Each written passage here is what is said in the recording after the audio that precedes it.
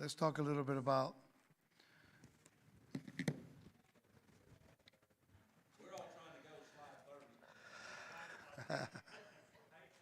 He's got it. We can start talking about the subject matter. I have a whole bunch of verses here that we can read. So we're just reviewing some of the information we talked about and trying to connect the principle of, remember last night we were talking about death, right? How God defeated death. Okay. So we talked about divine judgment. We talked about waves and all that stuff. And I think we already got that. Now, we need to continue our search into what was the main purpose of Yeshua's death and resurrection.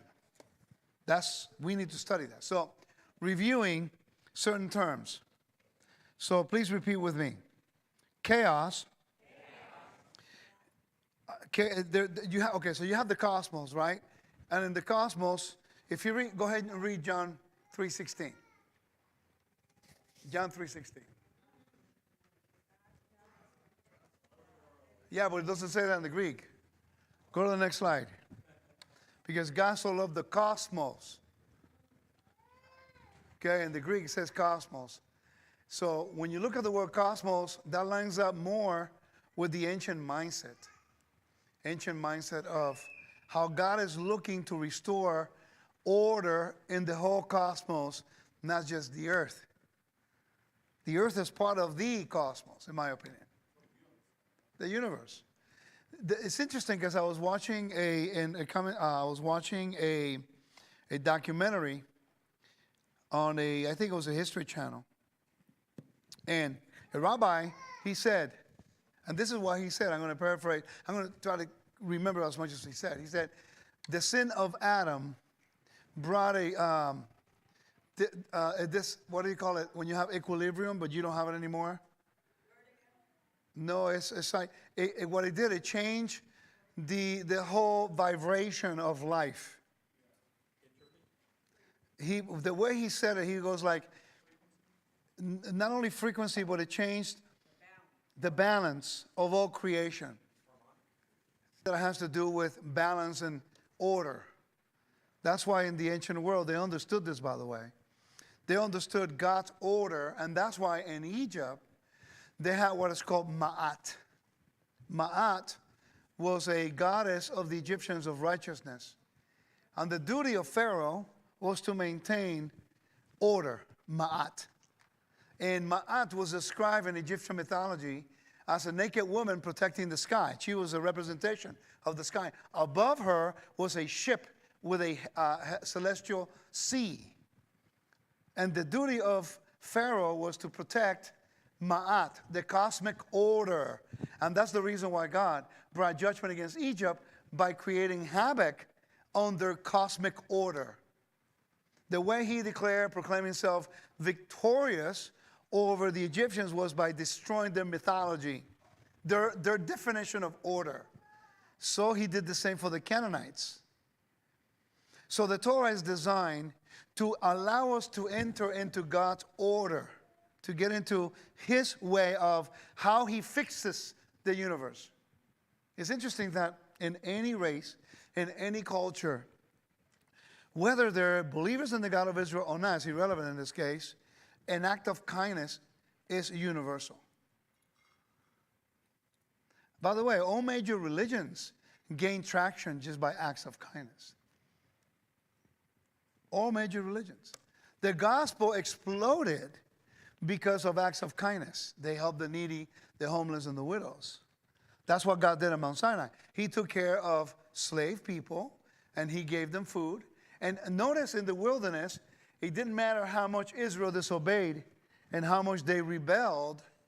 He never removed water, protection, and bread.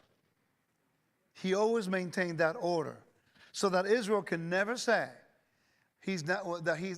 so Israel can never say that God is not righteous. So in the ancient world, a good king was measured not by the power that he had or how big his kingdom was. A good king was measured for the righteousness.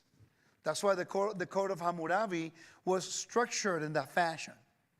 it was the king's duty to execute righteous judgments, righteousness and justice. And that has become the universal measurement of a leadership.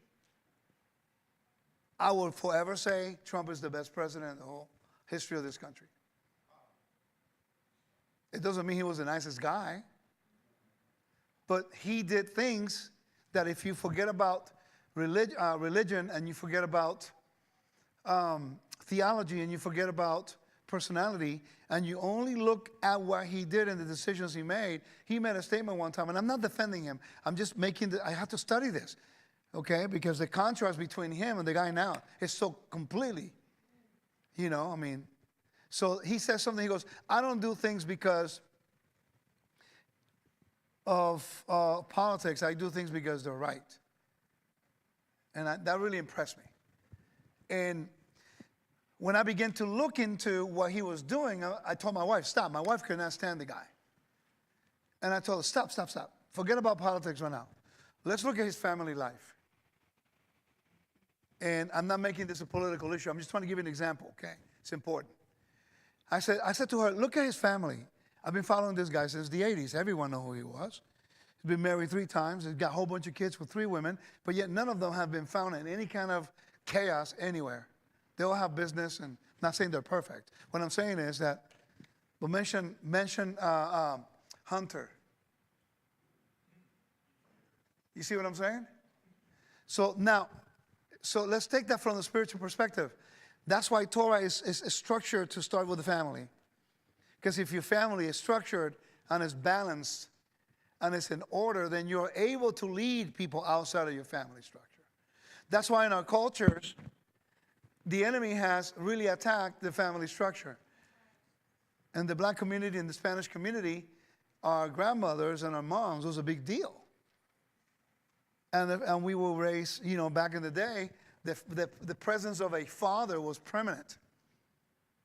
But once the family structure began to break up, then we have problems with identity. It happens in every culture and every society. That's why in the ancient world, that's exactly what they would do. A king will conquer another country, and this is what they will do. They will destroy the temples. They will destroy the king's palace. They will kill the king and their kids, and then they will rape the women that the kingdom they defeated. Why? The reason why they raped them, it was to create shame. They killed the men in war. Now the kids have no parents. The kids are bastard childs. They have no honor. You just destroyed a nation. You destroyed their values. You destroyed, and now they're shamed. Once they are shamed, they will never be restored as a kingdom. Native American community, for an example.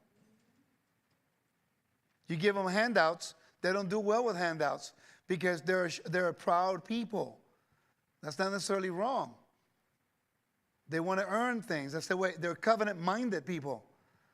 That's why they have no faith in what they call the white man in the government, because they're covenant people. And they knew that the government broke covenant, so they don't trust them anymore. So when you go preach the gospel to a Native American and you say he's a God of covenants, they'll pay attention. And then when you teach them that Yeshua brought a new covenant, that is a new one, they're going to say, we don't want nothing to do with them. Because they're speaking that language. You follow what I'm saying? So in the ancient world, righteousness was defined by the character of its leader, the king. If the king was a righteous leader, that means that he took care of his kingdom. He provided security. He took care of the less fortunate. He looked after law to protect the citizens. That was it. The Torah defines that. God sets up the people as a holy people. Then he gives them provision. He gives them protection. And he makes a covenant forever to do that, not only with you, but also with your children and your grandkids, and your great-great-grandkids forever. As long as you are faithful to the covenant, he will honor the covenant with you, with your family forever to 1,000 generations. Wow. That is cool. And there's no government that can even guarantee that. If the Constitution is eliminated today and there's civil war, there's chaos, then there's no guarantee for our children having a better life. But the Torah guarantees that throughout generations if you're loyal to God. And even if you're not, he's willing to restore you if you repent and you come back to him. I don't get that, but he does. So, chaos in the Bible, and God is always trying to restore order to the cosmos. Then you have rebellion and you have obedience. You have death and you have life. Exile and you have Eden. Remember, the Bible is quite simple if you think about it, to understand. I think it will complicate things more. If you look at Genesis chapter 1, Genesis chapter 1 and 2 begins the way Revelation chapter 21 and 22 ends. The Bible ends the way it begins, with the garden.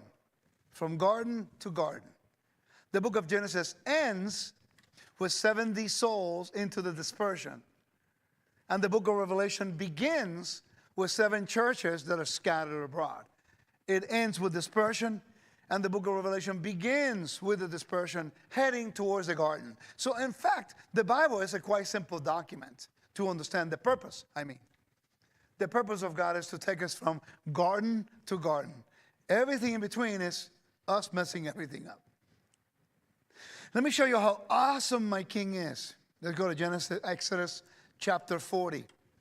Wenham and Weinfeld and some of the leading scholars of the ancient Near East, they made an observation. They said, Genesis 1 and 40 are bookends to a storyline. Genesis 1 and Exodus 40 are bookends to God's storyline of restoration. Can you read chapter 40? Let me see which verse. I'll tell you right now. I want you to notice something. Hopefully, this will show you the character of God, and then we get right into the teaching. Verse 34. Forward, please.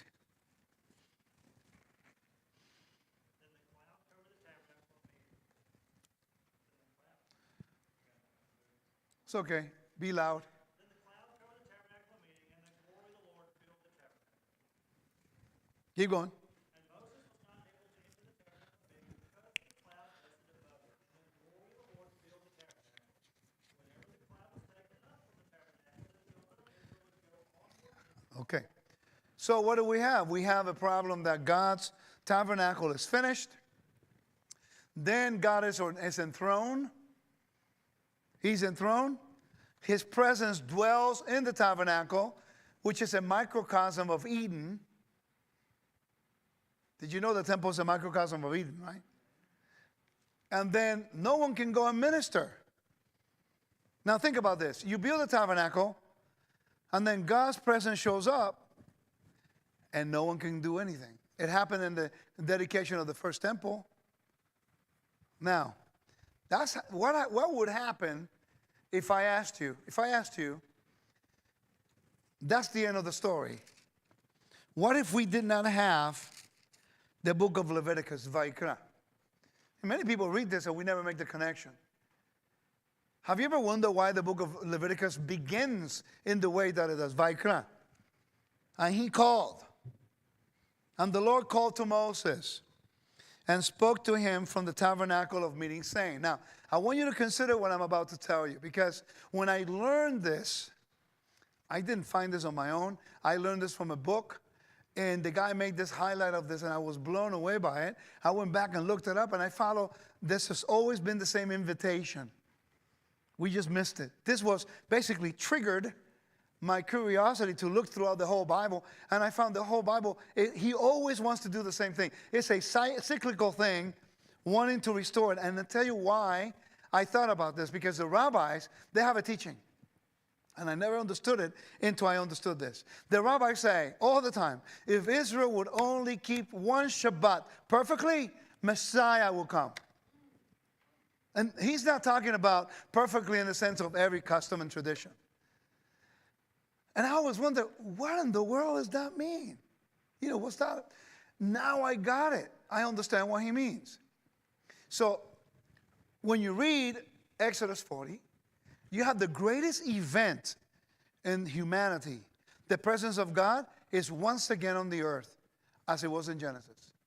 This time in the tabernacle. God is dwelling with man again.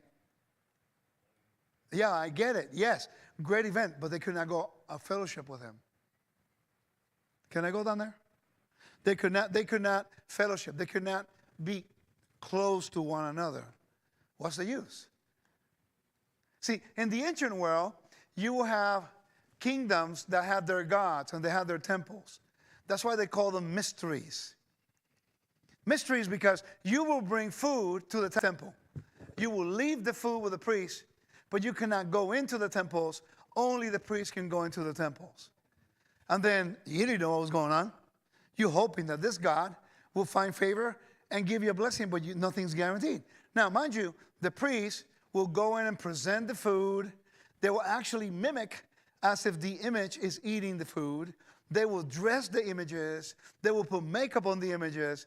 They used to even put blood, smear the blood on the doors and the walls of the temples and the image to avert evil, because they didn't want evil demons to attack their images. That's the power of their gods. Okay? So the people were always counting on the priesthood to do the work for them, and nothing was guaranteed. They themselves never had access to fellowship, to be there in the presence of this God, because they were always seeking, they can never find one. Are you with me? Now, go ahead, brother, and read Leviticus chapter 1, verse 1 and 2. Leviticus 1, verse 1 and 2. After the presence of God comes down on the tabernacle, that is the zenith, that is the climax of creation, when God is enthroned in his glory. What is the use of God being enthroned on the earth if humanity cannot fellowship with him? And that's the one thing that blows me away. That this amazing great God, he was so awesome in power and worthy to be praised, actually desires intimacy, not in the physical as a husband and a wife. That's why they use the metaphor of marriage to convey the message of this God's desire to have intimacy with you through the feast, through obedience, through whatever you eat. Follow? So now, imagine you're Israel, and you've been taught your whole life that you can never have any connection with any other gods. You depended on the priests to always do that for you, but you yourself could not approach that God. You will leave your sacrifices and go away. But in the temple, everything was different. In the temple of God, if you go to the next slide real quick, please. In the temple of God, that temple of the Lord right there represented life. And that temple of the Lord was surrounded by a city. And that city has citizens. And the citizens were special guests of the great king to fellowship with him. So if you are in the tabernacle and you came out of Egypt and then you donated to build the tabernacle, and then the presence of God comes down, you will be scared out of your mind, because now you saw that the God who spoke to you from the mountain, he is God, and he's real, and he is true. He just showed up. Eden is restored, and you happen to be part of Eden. But yet, no one can go and minister because the presence of God is there. Can you imagine everyone going backwards? Ooh, he showed up. He's a little bit more powerful than I expected. Let me stay away. Now you know why they couldn't hear they didn't want to approach God when they heard the voice. Did you know that in the ancient world, they believed that only priests and kings and princes can hear the voices of their gods? Let me repeat that again. In the ancient world, they believed that only kings and priests and a prince can hear the voices of their gods. That's why God in Exodus 19 uplifted and raised the level of honor of Israel to a kingdom of priests. And then in the same chapter, they all heard the voice of God. That's the essence of telling you, you are a priestly nation. It doesn't mean that you are now a priestly nation in office. It means that we have been raised a level of honor in order for us to have intimacy, to hear the voice of God, that we have access to this amazing God that no one can see, that humanity completely disregards. And he says, I will raise your level of honor so that I could dwell among you. That's crazy. Why would he do that for us? So therefore now, the presence of God comes, the kavod of the Lord, and then he makes an invitation. Everyone is afraid. No one can approach. And Leviticus 1, verse 1 through 3 says,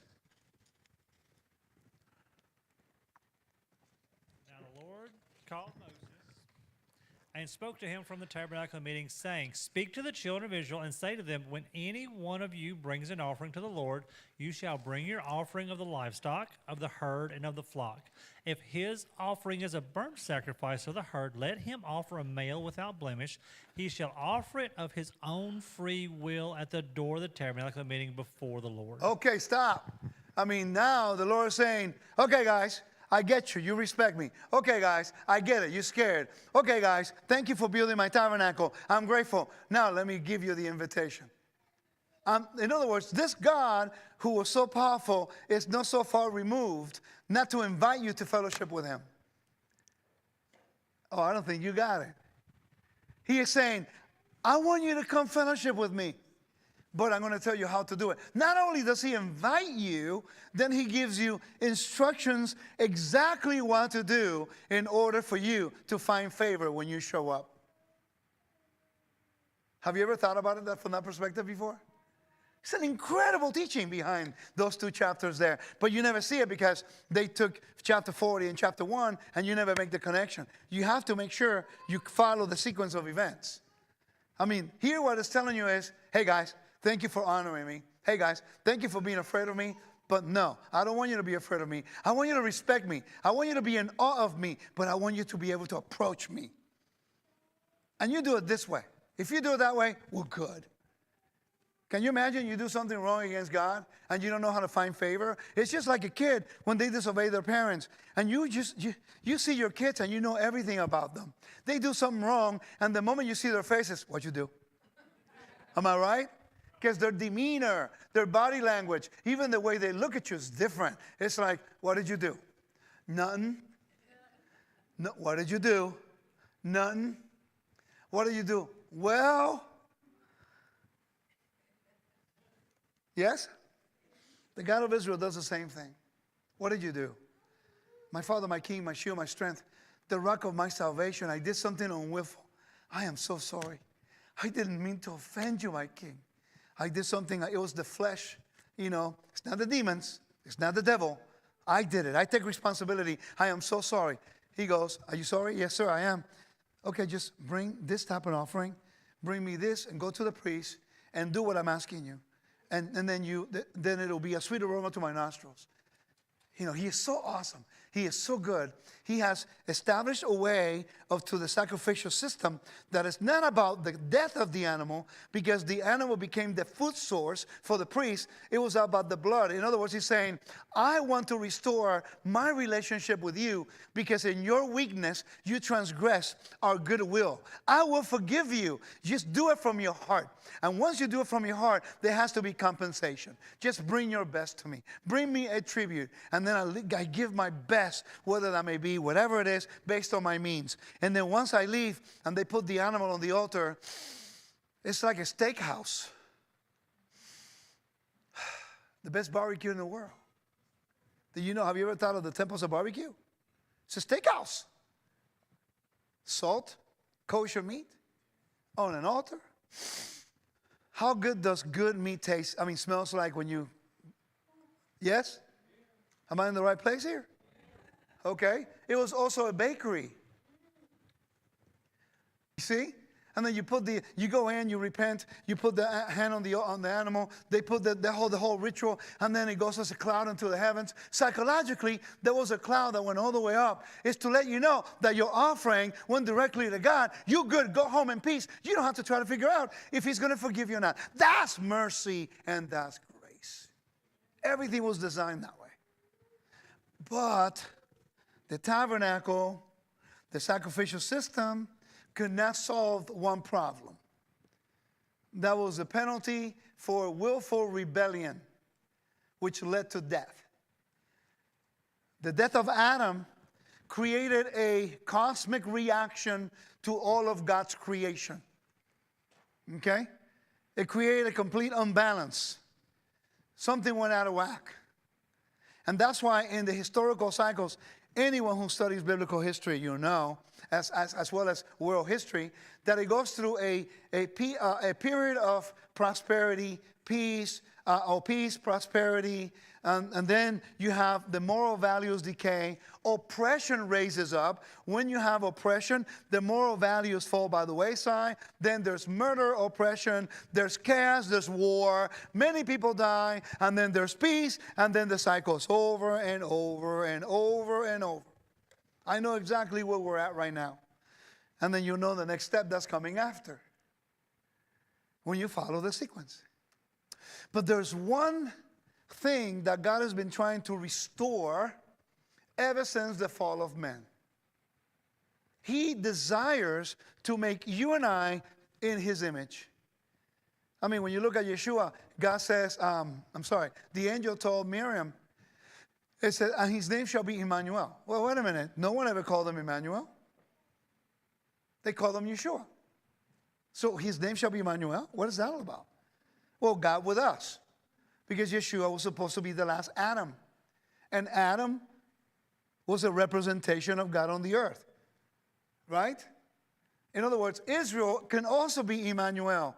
If we follow the Torah, we are representing God through us. Through our actions, to our language, to the way we behave, to what we observe. We are representing God on the earth. Okay? Is this making sense so far? I'm giving you the intro. Death here is the key. Can you go to the next one, please? Let me know when you see that little funky looking spheres. There you go. Okay. We're going to start from the one on top. Covenants. This is my methodology. People ask me, man, how do you connect dots and everything? I think the Father's allowing me the gift to connect dots. None of the information is mine. It's just research that I've studied. I mean, I could give you other books if you like. You can find them. That doesn't mean we're going to make the same connections. And that's, I think God gives everyone their gift. Mine has been that. So if one of my students asked me, hey, how do you make all these connections, man? Because I never see that stuff and then you mention it makes sense. Okay, so we began to develop a methodology. And I found that in the Bible there are themes, universal themes. Okay? As a matter of fact, sir, can I bother you for a minute? Right behind you, there's a backpack on the floor. Can you bring me that, please? Sorry to bother you. So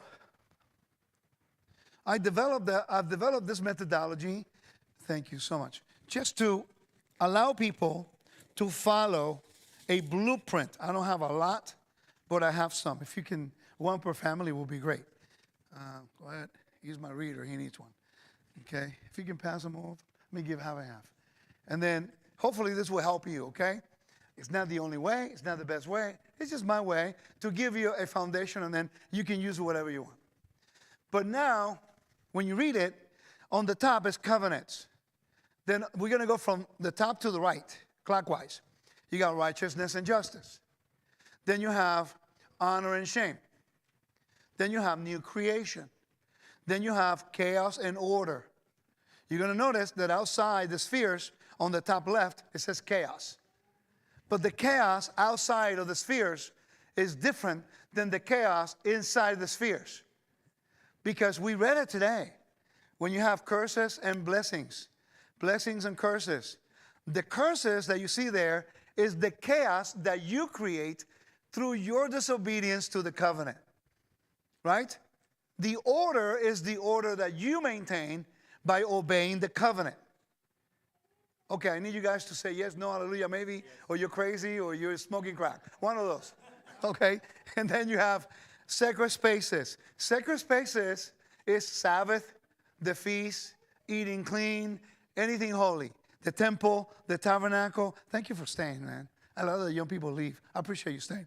We can go roll afterwards, okay? All right. And then you have all of these sacred spaces that we maintain. What we eat, the tabernacle, the temple, the feast, the Sabbath, okay? In the center, you have God's name and his temple. And inside the spheres, you have life, order, Eden, and holiness. Outside of the sphere, you have chaos, death, exile, and redemption. Now, outside of the spheres is the realm of death. Inside of the spheres is the realm of life. In order for us to enter the realm of life, we must embrace the covenant, develop the righteousness of God through our actions. By doing so, we become an honorable people with a name, with a tribal inheritance, with a land inheritance. And then a new creation. We're no longer destined for everlasting damnation. Now we are a new creation in Messiah to everlasting life. Make sense? So we have to behave in a different manner. It doesn't mean we're perfect. It doesn't mean we're not going to make mistakes. It doesn't mean you have to like me. The Bible doesn't say anywhere you have to like you. It says love your neighbor as yourself. We love one another. It doesn't mean I have to like you. I may not like you, but if you need me, I'll be there for you. And then after you're taken care of, I won't like you anymore in it. But maybe in the midst of our trouble, we minister to one another that you get a different perception of who I am, or me who you are, and now we are now bound together through covenant, and no longer the little petty arguments is that important. Because in the time of trouble, that's why in jiu-jitsu, you roll with people, and then afterwards, this is the weirdest thing. In jiu-jitsu, I never seen anything like it. In baseball, I never taught people how to be better than me because then they take my job. But in jiu-jitsu, it's really weird. It's like you go with somebody who's a lot better than you. He chokes you out. He almost breaks your arm. He almost breaks your knee and your ankles. And you say, yo, man, that was really good. How'd you do that? He goes, oh, I show you. And you go here, you do like this, you do like that. And then, wait a minute, he is showing you exactly what to do to him what he just did to you. That makes no logical sense.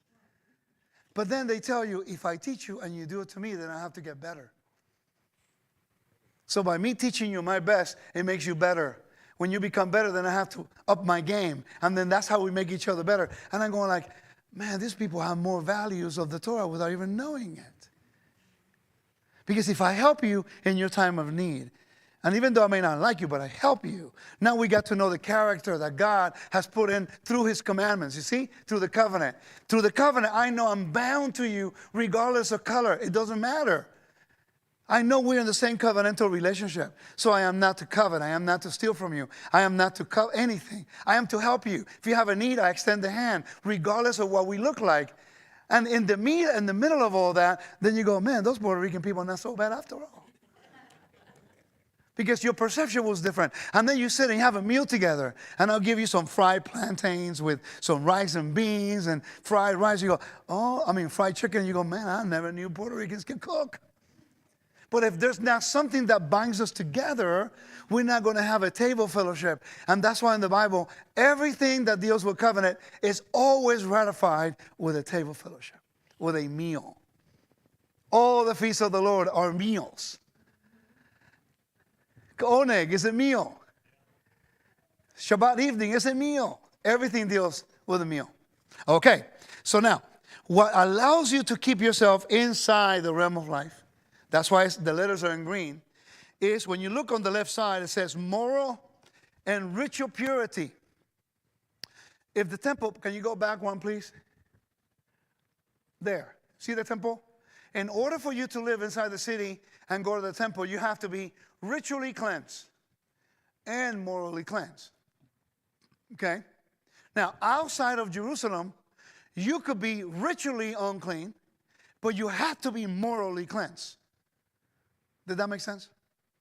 Mark chapter 7, Matthew 23. Yeshua is challenging the Pharisees and the Sadducees the Pharisees and the scribes, because they are imposing ritual purity outside of the temple proper, which is practically impossible to follow.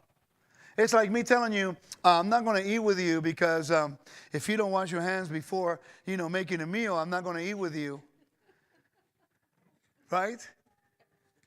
Which we are all unclean. When you go to Israel and you're flying on a plane with ultra-Orthodox, okay, they will not sit down until they know who is the person they're sitting next to. It's a pain. It's like, seriously? And then they never sit down. They're always pulling back. It's like it's in the DNA. In order for me to be ultra-Orthodox, I have to drive people nuts on planes. It's El Al is a pain.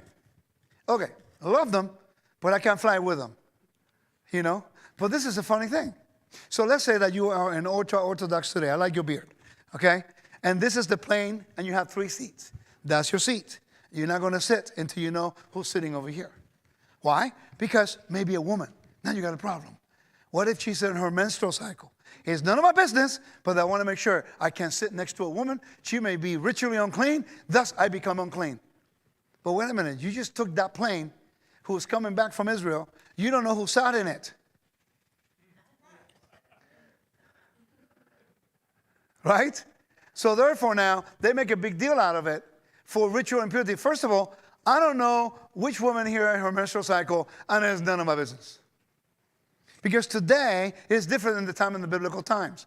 In the biblical times, a woman could not go into the temple in her menstrual cycle.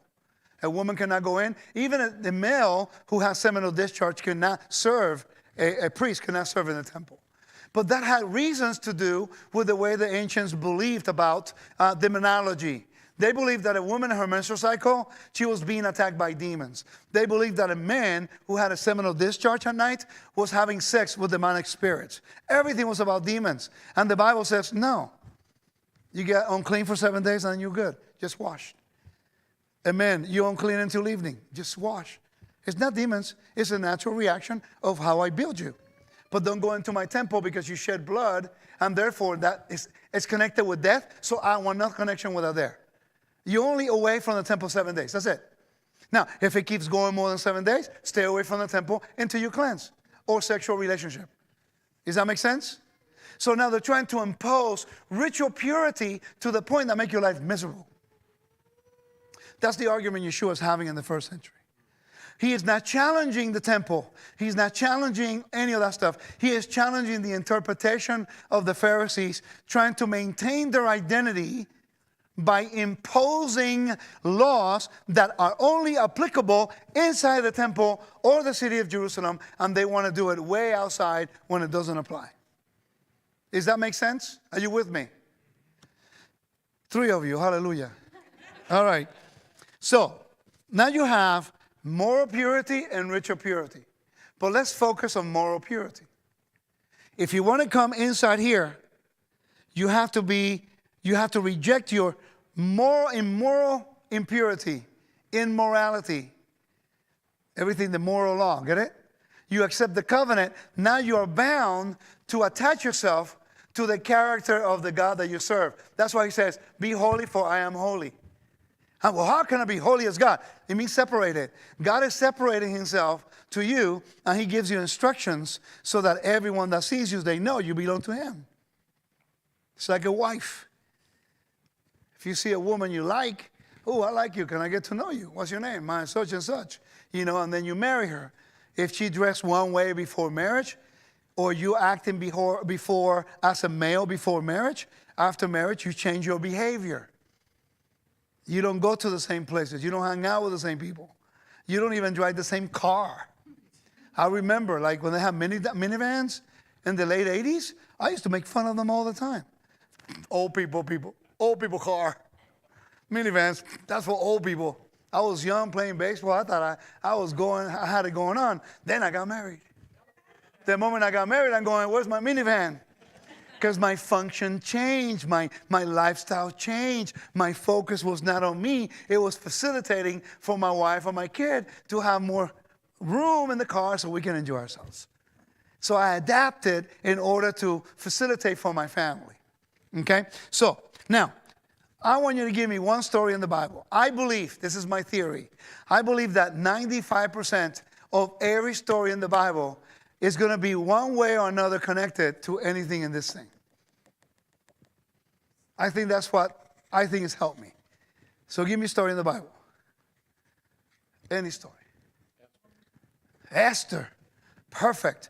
You have a king who comes in, he becomes an oppressor. He picks all the women because he was shamed by his wife. And because he was shamed by his wife, she transgressed the covenant with that king by not showing up where he wanted her. He was wrong doing it, but anyway, that's another point. And therefore now she's exiled because she shamed the king, right? Now Esther is going to go into the court of the king, correct? And there now you have Esther. Have you ever studied that in the context of honor and shame? It's really cool. Because in the story of Esther, what do you have? You have Naaman. Boo. What's wrong with you people? Okay. You got Naaman. Boo. Okay, so you have him who is from Amalek. He should be shamed. And then you have Mordecai. Yeah, you see, yeah, finally, hallelujah. So you have Mordecai now who is actually shamed, but then he's exalted. Honor and shame. Reversal of honor. Haman from honor to shame. Mordecai from shame to honor. Esther, however, right? She marries the king. But then she wants to restore the honor of the covenantal people. When she fasted and when she presented herself to the king, she was loyal to the covenant of our forefathers, seeking after the righteousness of God to protect the oath that he took in the book of Deuteronomy to protect us as a holy people. By doing so, she shamed herself, but she honors God by default, bringing honor to the people. Then she becomes a new creature. She's a new creation. She went from an Israelite lady to the queen of Persia to intercede on behalf of the people. Are you with me? And then she brought what? There was chaos caused by Haman. And then order came by the destruction of Haman and the exaltation of Mordecai as the second in command. What did Mordecai receive? A seal, remember? He received the authority and the power to rule and reign on behalf of the king. And what was the last thing? Israel became sacred space. It became a people to be respected. They received the authority to defend themselves, and it ends with righteousness. They begin to forgive the debt and giving gifts to the people in the kingdom. You see it all through here? Okay? These are main themes that I found. There may be more, but these are the main ones that I found. Now, each single one of them has undercategories, subcategories that we can go into for years. But that's how's allowing me to start making the connections. All right. So therefore, we all lived here in this realm before Messiah. Remember, God did not make a covenant with the nations. He made a covenant with Israel. There's nowhere to be found a covenant that God made with the nations. Only with Israel. As a treasured people and possession. But we do have a legal precedent in which God accepted mixed multitude to be present at the covenantal renewal and on Mount Sinai. So the invitation is not only for Israel, the invitation is for all nations. Why? Because God created humanity for one purpose, to rule on the earth on his behalf. Okay, I'm giving you a long intro to get to the quick verses. Okay? So, although the Torah is perfect and is righteous, and we are protected once we are inside, I wish some people would look into the biblical definition of salvation. It's completely different the way the church conveyed it. But that's another topic. I'll leave you hanging. Okay? But in the Bible, salvation is always in the collective sense. Redemption can be individual. You can redeem a person, but you're saved when you're in God's sacred space. For example, do we feel safe here? We're protected, or are we? How many points of entry do you have in this place? No, you need to know. This is your security. You need to know how many exits, how many entrances, how many points of entry, how many points of exit. That window is a point of exit. 1, 2, 3, 4. 1, 2, 3, 4. Plus the entrance, plus every window. And you need to know. I already know. I've only been here since last night. You see me walk around, I go to the bathroom, I'm taking an assessment where I'm at, where are my exits, where are my entrance, what to do when it comes to a active shooting situation. I'm always thinking about that. My own security detail. I've been threatened to death, by the way. No, I have death threats. No joke. And you know what's sad? It's not by Christians.